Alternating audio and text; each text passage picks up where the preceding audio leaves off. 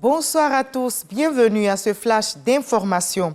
Il y a eu conseil des ministres ce mercredi au plateau. Le Premier ministre Robert Begré-Mambé et son équipe réunis autour du président de la République, Alassane Ouattara, ont évoqué plusieurs sujets, entre autres l'adoption du projet de loi portant budget de l'État pour l'année 2024.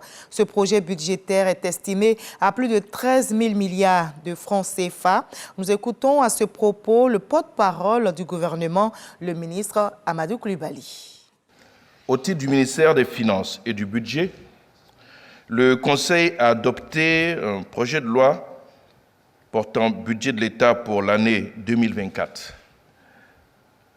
Ce projet de budget est conçu autour de l'impératif de préservation et de renforcement de la soutenabilité des finances publiques après l'impact négatif des chocs extérieurs induits par la COVID-19 et la guerre en Ukraine. Ainsi, pour l'année 2024, la politique budgétaire sera orientée vers l'intensification des efforts de mobilisation des recettes intérieures, la gestion efficiente des charges de fonctionnement de l'État et la maîtrise de l'endettement public en vue de soutenir davantage la transformation structurelle de l'économie et la couverture des besoins sociaux et sécuritaires. Dans cette perspective, le projet de budget de l'État pour l'année 2024 privilégie les investissements dans les secteurs moteurs de la croissance, le renforcement des infrastructures socio-économiques, la consolidation du dispositif sécuritaire et l'accroissement des dépenses en faveur de la réduction de la pauvreté et des disparités sociales, notamment à travers la poursuite de la mise en œuvre du programme social du gouvernement, le PS-Gouv 2021-2025, avec un accent particulier accordé à la jeunesse à travers le programme jeunesse du gouvernement 2023-2025, le PJ-Gouv. Pour garantir l'atteinte de ces objectifs majeurs, le projet de budget de l'année 2024 est structuré en 31 dotations et 134 programmes déclinés au sein des institutions et des ministères. Il s'équilibre globalement en ressources et en charges à 13 720,7 milliards de francs CFA contre 11 694,4 milliards de francs CFA en 2023, soit une progression de 17,3%.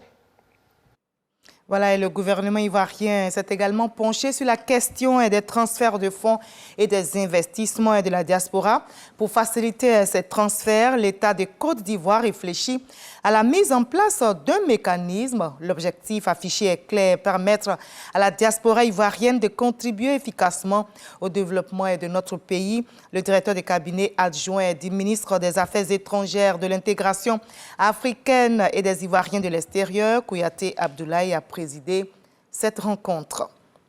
À l'étranger, le Sénégal qui achète officiellement à la France 41 objets ayant appartenu à Léopold Sédar Senghor. Le président Macky Sall avait demandé à ce que ces objets prévus pour être vendus aux enchères en France par un particulier puissent être achetés par l'État sénégalais au nom de la préservation de la mémoire de Senghor et du patrimoine du pays. Il s'agit de 3 stylos plumes en or, un briquet en or, un poudrier en or, des colliers et des bracelets en vermeil, mais aussi des médailles et des décorations officielles.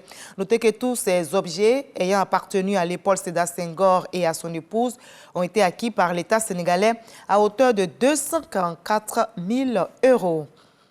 En Mauritanie, la justice requiert 20 ans de prison ferme à l'encontre de l'ancien président Mohamed Ould Abdelaziz avec confiscation de ses biens. Poursuivi pour enrichissement illicite, abus de pouvoir et blanchiment d'argent, Mohamed Ould Abdelaziz est aussi accusé d'avoir constitué un patrimoine et un capital de 67 millions d'euros au moment de son inculpation. C'était en mars 2021. Au Soudan, les négociations entre l'armée et les paramilitaires en guerre depuis plus de 6 mois vont reprendre sous médiation américano-saoudienne à Jeddah, en Arabie Saoudite. L'annonce a été faite aujourd'hui par l'armée dirigée par le général Abdel Fattah al-Burhan. Ce conflit, déclenché le 15 avril dernier, a fait plus de 9 000 morts, 5 600 000 déplacés et réfugiés selon l'ONU. Différentes tentatives de médiation, principalement celles à Jeddah, n'ont cessé d'échouer sans jamais décrocher plus que de brèves trêves. Sur la reprise des négociations, les paramilitaires des forces de soutien rapide n'ont pas encore réagi. Et c'est la fin de ce Flash Info. On se retrouve à 20h pour la grande édition, mais juste après ce Flash, je vous invite à suivre l'info régionale pour avoir toutes les nouvelles de nos très belles régions ivoiriennes. À tout à l'heure à 20h.